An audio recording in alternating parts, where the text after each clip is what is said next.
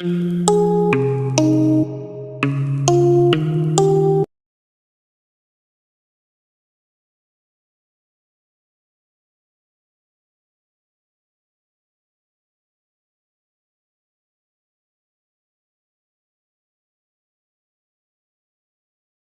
हैं Vodafone idea की।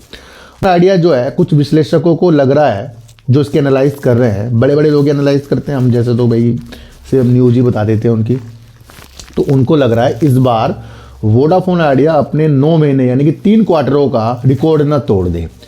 अब रिकॉर्ड तोड़ने से पहले कुछ चीज़ आपको समझाऊंगा। एक व्यक्ति पहले उसने कुछ किलोमीटर की दौड़ लगाई, 5 किलोमीटर तक वो दौड़ता था। अब उसने कहा यार ये तो मैं इससे ज़्यादा करना है, उसने फिर 6 किलोमीटर की दौड़ लगानी शुरू कर दी। फिर उसने 10 किलोमीटर की दौड़ लगानी शुरू कर दी। अब वो अपने 3 बार का रिकॉर्ड तोड़ने वाला है और वो कह रहा है मैं तो 15 किलोमीटर की दौड़ लगाऊंगा। तो ये क्या है? ये उसके लिए बेनिफिट है। अब इसी तरीके से मैं चीज़ें समझा रहा हूँ आपको, रिकॉर्ड टूटना कहाँ नुकसान हो सकता है, कहाँ फ़ायदा हो सकता है। अब एक व्यक्ति पहले 10 किलोमीटर की दौड़ लगाता था, अब वो 8 किलोमीटर की लगा रहा है, अब वो 6 किलोमीटर की लगा रहा है, अब वो कह रहा है मैं तो 2 किलोमीटर की लगाऊंगा। तो यानी कि उसका रिकॉर्ड टूट रहा है, वो निगेटिव की तरफ जा रहा है।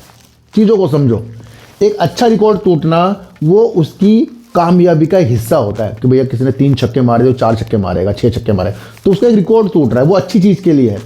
पर बुराइयों में, घाटों में रिकॉर्ड टूटना वो नुकसान की स्थितियाँ हैं।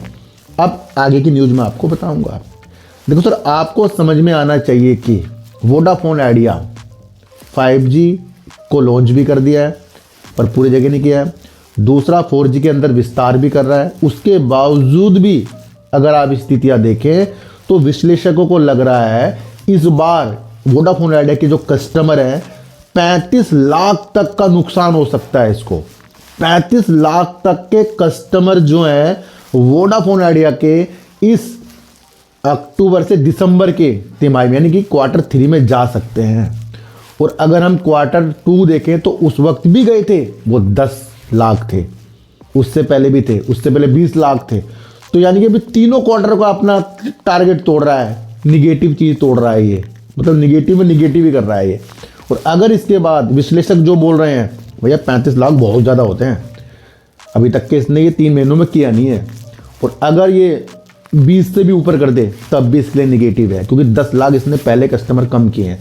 तो कुछ विश्लेषकों ने कुछ अंदाजे लगाए होंगे कि भैया क्यों कम आ सकते हैं, कुछ तो बात हुई होगी ना। तो उन्होंने जियो और एयरटेल की तरफ देखा होगा, क्योंकि उनके कस्टमर बढ़ रहे हैं। तो ये एक नुकसान वाली चीज़ आ गई है वोडाफोन आइडिया के लिए, और आज इसके शेयरों के अंदर आपको इस वजह से भी गिरावट देखने को मिल सकती है। पर किसी भी कंपनी के अंदर कस्टमर कम होना ये बहुत निगेटिव बात हो जाती है। आपके पास कोई कस्टमर है, 10 कस्टमर हैं, और वो एक एक करके कम होते जाएं तो आपकी सेल कम होगी, ज़्यादा होगी। चीज़ों को आपको आप हर चीज़ चार्ट में नहीं देख सकते, हर चीज़ आपको वजूदों में देखना है। अब ये कितनी सच है, तो इसका क्वार्टर 3 आने वाला है, जब भी ये डेट बताए उसमें आपको आंकलन करना है कि अगर वोडाफोन आइडिया के कस्टमर कम हुए तो कहीं ना कहीं वोडाफोन आइडिया को और ज़्यादा मेहनत करनी पड़ेगी। तो अब वो जो थी एक थीम चल रही थी AGR भैया इनको रिलीफ मिलेगा, वो कहीं ना कहीं अब ठंडी सी हो गई है। एक दूसरी न्यूज़ आ गई, अब इसकी क्वार्टर 3 का हमें इंतजार करना पड़ेगा। फिर इसके कस्टमर कितने कम हुए वो भी हमें देखना पड़ेगा। ये तो विश्लेषक बता रहे हैं फिलहाल, पर रिकॉर्ड अगर टूट रहा है इस तरीके से तो ये आप खुद आंकलन करें। मैंने आपको दोनों तरफ से चीज़ों को समझाया है, बस यही चैनल है कि आपको उस हिसाब से चीज़ों को समझाना है जहाँ हमें आसानी से समझ में आए। तो ये वो कहानी थी, इसे आपको समझकर चलना पड़ेगा। मेरा कोई टेलीग्राम, कोई व्हाट्सएप ग्रुप बिल्कुल भी नहीं है, और ना ही आज तक मैंने बनाया है।